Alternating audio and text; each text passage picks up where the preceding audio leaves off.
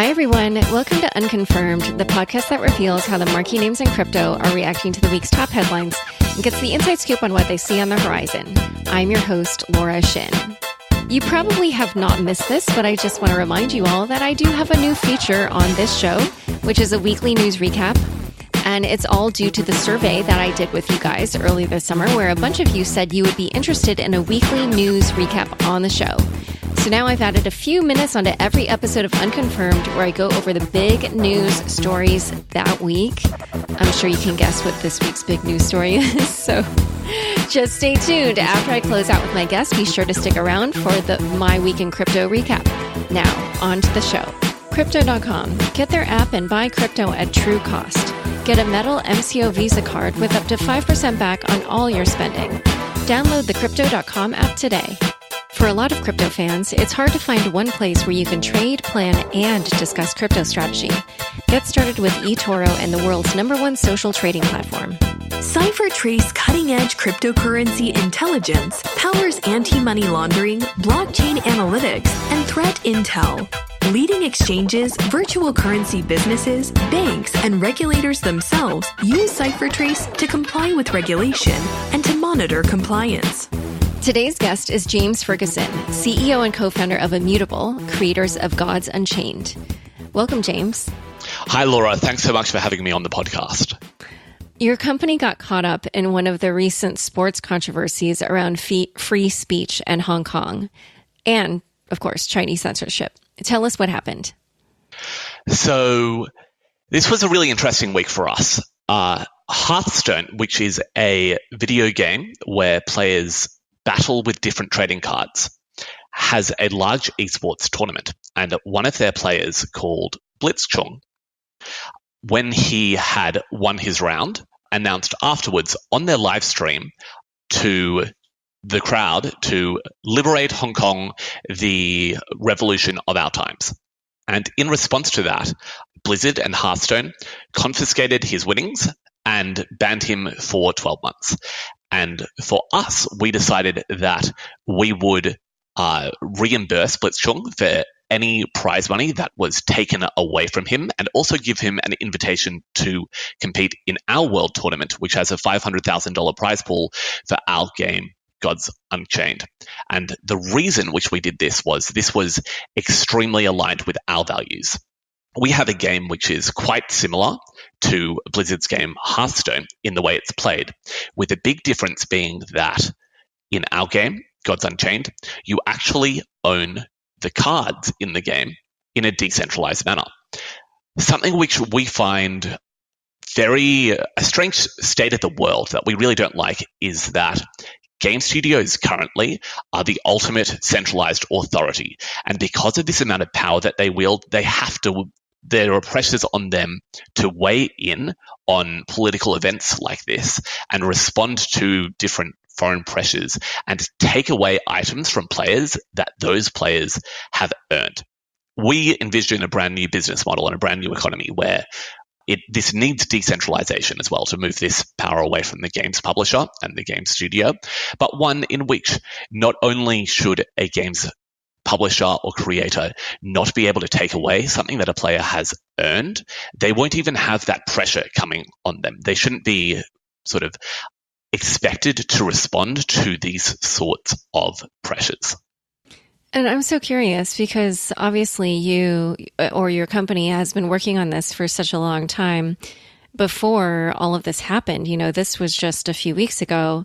So when you came up with the idea for Gods Unchained, like, what was the reason that you had that as one of your philosophical principles, that games should be decentralized? Was it for situations like this or for other kinds of issues? This is one example of something which is rife in the industry. So the video game industry, for context, for a lot of people who may not know, is absolutely huge. It is $140 billion per year. And $90 billion of that is spent on players buying so-called in-game items. But these in-game items are not real. You're not buying ownership of them. Players are just buying licensed to use them on a certain server. They can never transfer them from their account. They can't sell them on later, etc.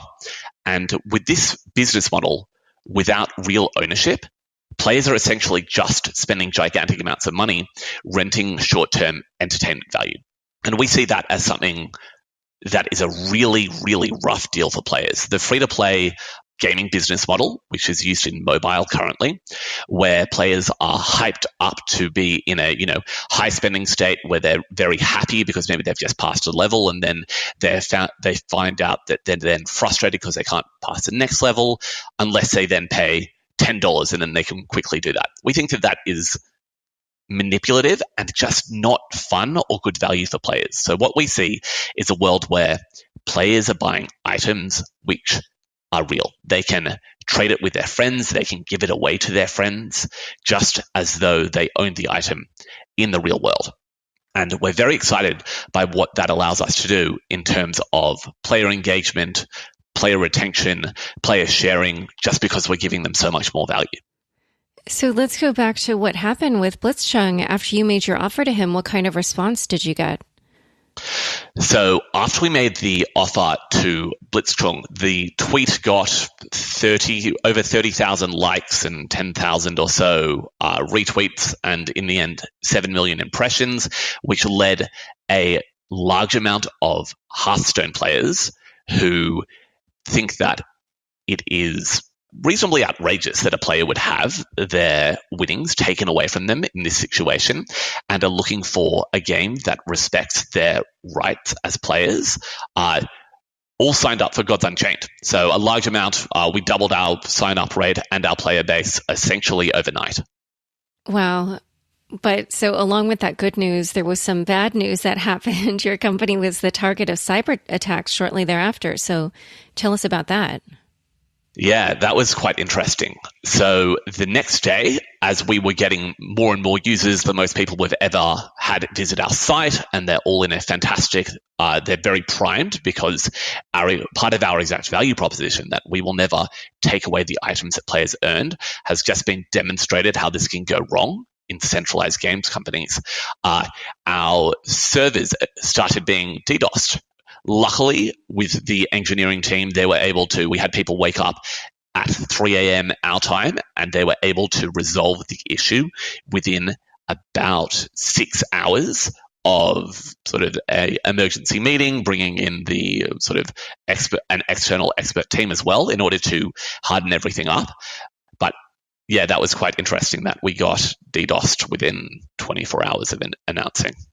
And just briefly, so I understand, because we've been talking about how it's decentralized, but yet you have your own servers. Is that just because there are certain activities that are done on your servers and then other activities, especially regarding like the cards or like anything that the users themselves or the players themselves own, that those would be on an Ethereum smart contract or something that's decentralized? Yeah, exactly. So this is a really interesting issue, which is how decentralized can you get, and how do you evolve to become more decentralized over time? If we tried to build a AAA quality video game that was highly engaging, like Gods Unchained on Ethereum, that's simply not possible, even if you're using state-of-the-art state channels or layer 2 solutions, just because there's so much computational complexity that goes into making a really in-depth esport. What is absolutely critical, though, is that ownership of assets is entirely decentralized. And for us, this is the fine middle ground until we finally have that technological capability where you can move more and more stuff on-chain. So who owns the items, what different rarities are, how many can be created, what the different scarcities are, that all exists on Ethereum, governed by a smart contract. And then we've built out different engines that cache it and make it usable by players who, the vast majority of our players, have never interacted with crypto ever before in their lives. They just want to play a video game where they can own and real world trade their items on an open economy. Okay. And so did you ever figure out who was behind the DDoS attacks? We didn't. Thankfully, our resilience of the structure means that we can now withstand these attacks. We didn't ever find out who was behind them. In a moment, we're going to continue on with the fallout from the Blizzard protest and how it's affected Gods Unchained. But first, a quick word from the sponsors who make this show possible. Will the world follow France and advocate banning privacy coins? Will government-backed stablecoins become the new fiat? Are distributed and peer-to-peer exchanges just a flash in the pan? The answer is maybe. Virtual currencies can flourish and create a new, private, and more versatile economy. But that grand vision can't happen without keeping crypto clean. And that requires support of governments and accountability for bad actors. Privacy-enhanced compliance using cryptographic controls has the potential to preserve anonymity without compromising legitimate investigations. CipherTrace is working on this vision of the future. Sign up to stay up to date on the Privacy-Enhanced Compliance Initiative and receive authoritative crypto AML reports quarterly. www.ciphertrace.com/keepcryptoclean. eToro gives you access to the most popular crypto assets on the market, and its virtual trading and discussion features let you discuss and test trading strategies with a community of over 11 million other traders. And headline news, they have officially launched in the USA. eToro offers the smartest trading tools and the ability to connect with the best traders around the world. Their trading fees are transparent and exceedingly low, too, and it's available in one easy-to-use app. Get started at eToro.com. That's ETORO.com and build your crypto portfolio the smart way today. Back to my conversation with James Ferguson of Immutable. So the story actually just keeps going because I saw that then a few American university students were inspired to make a similar protest about Hong Kong.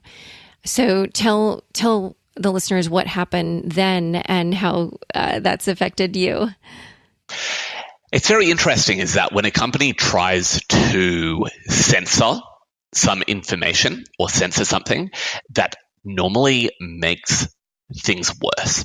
And so what has happened for Blizzard with Hearthstone is that a large amount of different Americans and people from all around the world have been rallying behind this idea that it is ridiculous and not the place of a games company in order to censor people for what they consider like their free and fair political speech. And so what happened was an esports team from an American university then immediately followed up with another similar protest on a Hearthstone stream in the tournament. And their suspension, at first they were just given a warning, and then that was later upped to be a suspension as well. But I think that what people are seeing is that this is not something that is a one-off issue. This is not a hopefully we can forget about it and it will all die down issue. People feel very passionately that that games should not be involved in confiscating earnings from players for external reasons, and especially when some of those external reasons are freedom of speech. Yeah, and for sure, I'm sure the whole issue that started with the NBA is fueling a lot of this sentiment. Yeah, because the American university students, the sign that they held up said "Free Hong Kong" and "Boycott Blitz." So they, they really were. Yeah, but so then now are they playing? One of them in an interview said that Gods Unchained is the game that they're switching to, and we've reached out and we have also invited them to our $500,000 World Championship for Gods Unchained. At the same time, we've had a phenomenal response from other card game streamers and professionals who all love Gods Unchained, not just because the game itself is complex for them and a great game, but it is also aligned with their values and they love the idea that they can own these items as well. So one other thing that I just wanted to verify when I was like noodling around on this, I saw that maybe Blizzard actually tried to keep people from leaving their platform. Like people were saying that Blizzard deactivated the different authentication methods. There were like 4 of them apparently to stop people from deleting their accounts. But I couldn't figure out if this was true. This was something I saw on Twitter. Do you know about that? Yeah, we heard that. We heard that assertion as well. We didn't manage to see whether or not it was confirmed, but at the end of the day, it starts. I wonder if there's some analogy between what happened with Uber and Lyft and when people were dissatisfied with the culture that existed at Uber at that time and essentially decided that in order to align with their values, they wanted to close down their Uber account and switch to a similar or superior service like Lyft. Right. So one other thing that I also couldn't figure out is, what is the status of Gods Unchained? Because it looks like it's sort of live, but then maybe sort of not live. And I wasn't sure totally, where it is in terms of its launch. So this is a question we get asked a couple of times because the way which games launch and exist now in the last couple of years has entirely changed. From back in the day when you used to buy a disc and then that's it, the game is launched and you can play the game. Now games essentially exist as a live service model. So while Gods Unchained is in early access, you can join and play Gods Unchained currently. And last week we had 100,000 matches. Each game is approximately 10 minutes long. So it means that there's something like a Gods Unchained game being played by someone around the world every 3 or 4 seconds. So the game is very much live in that sense. And the word launch has sort of lost its meaning in recent times. Okay. And do you have numbers on how many users you had before versus how many you have now? So we went from approximately almost 30,000 signups to 60,000 now. And that number is still increasing at a higher rate than it ever was before. And that group is predominantly gamers. It's not people interested in crypto. It's people who love the idea of the value proposition of actually being able to own and trade your cards on an open economy, but who don't really have any interest or any knowledge about Bitcoin or Ethereum and who are interacting with it for the very first time. And can you tell where they are geographically? It's quite spread from all around the world. So we're very popular in USA as well as Southeast Asia and also Latin America. Okay, but for the new users, do you notice, because since they're sort of politically motivated, I wondered, where they were coming from? We find them to be mostly from the USA and Southeast Asia is the main sources, which I think makes sense as well because they're people who hold similar values to us. Okay. And when is the tournament? So the Gods Unchained First World Tournament is coming up next year. Something which we did was we set aside 10% of all the revenue from card sales, and we'll put it towards the prize pool for this tournament, which at over $500,000 US is one of the largest first ever tournaments for an esport in the world ever. So we're thrilled about that, and the other people who are thrilled about that, the gamers who all are very interested in playing and trying to win for part of this prize. A couple of things which I think are very interesting as well is that in order to compete in this, you need a ticket, which is also a tradable token. And the market cap, there exists a liquid market for tickets in order to enter the tournament as well. Interesting. Well, so this actually relates to a question that I was wondering, which is, so obviously when people play games, they want the games to be fair.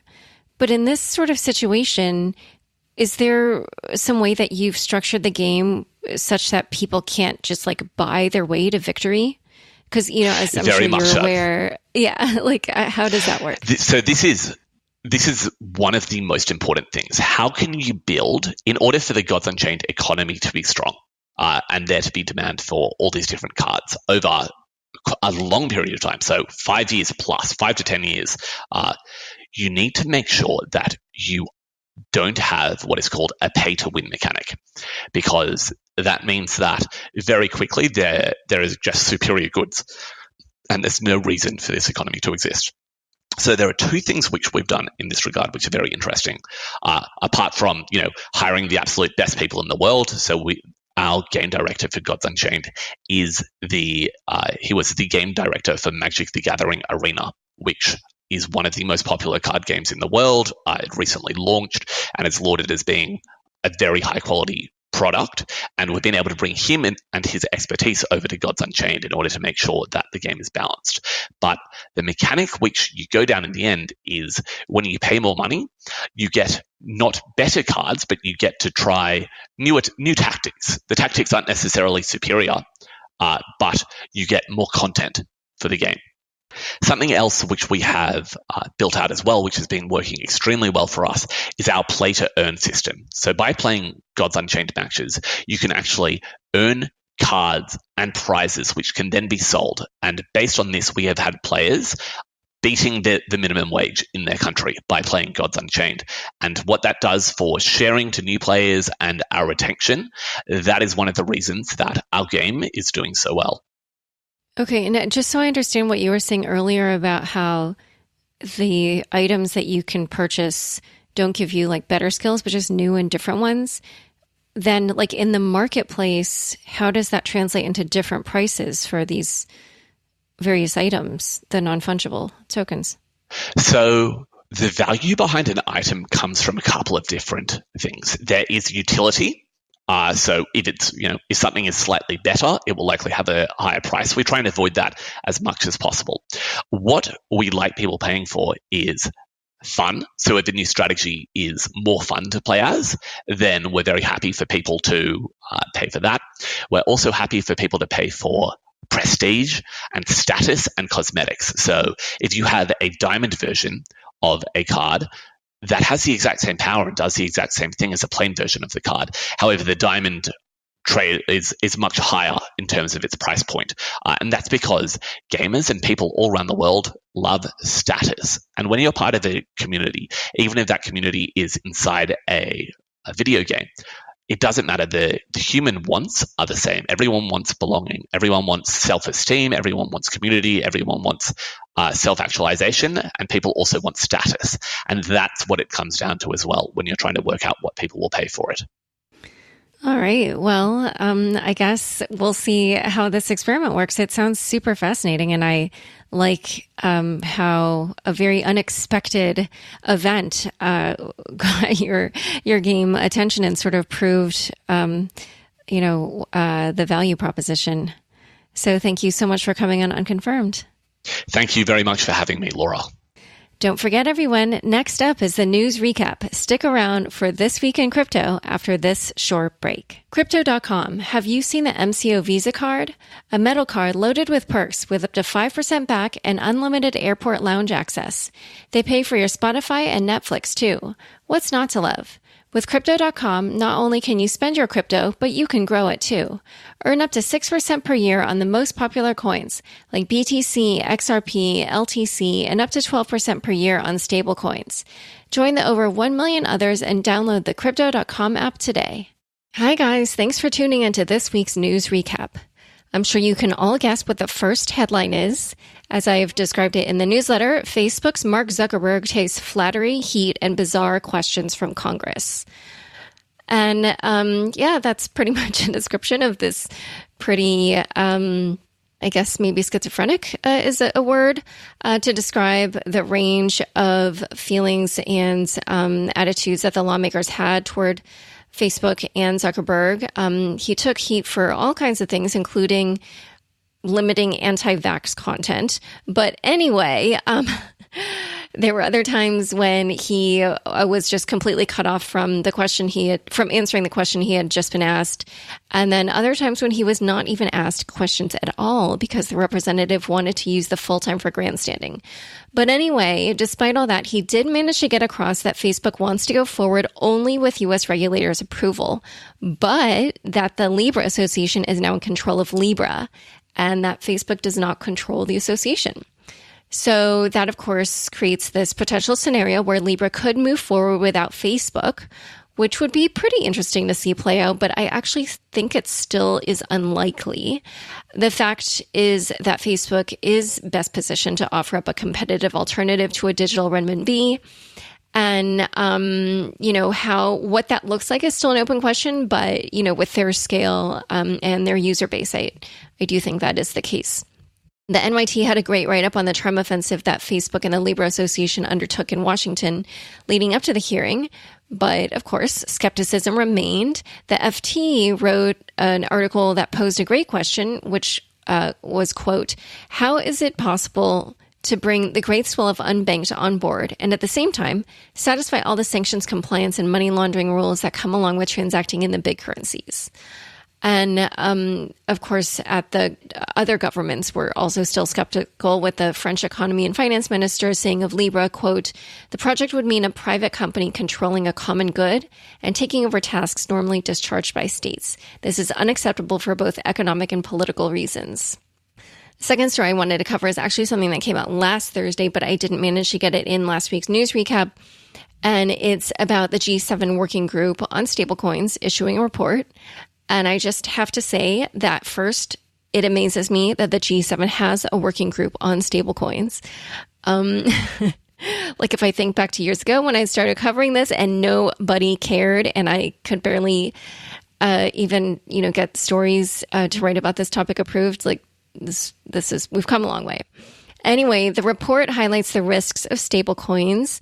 One of the notable points that it made was about cybersecurity and data privacy being an especially big issue for global stablecoins that reach scale, which, of course, I'm sure any of you who have ever shopped at Target or who have a credit score or who shopped at Home Depot or had a Yahoo email account, any of you, I'm sure, know that cybersecurity is a huge issue. And of course, we are all always talking about data privacy.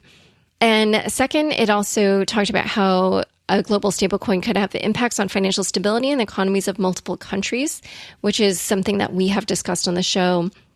And another point I found interesting was that it said if widely adopted, global stablecoins could cause a reduction in deposits at commercial banks, which is something not exactly that I discussed in the show with the Federal Reserve economist David Analfato, but a related topic came up.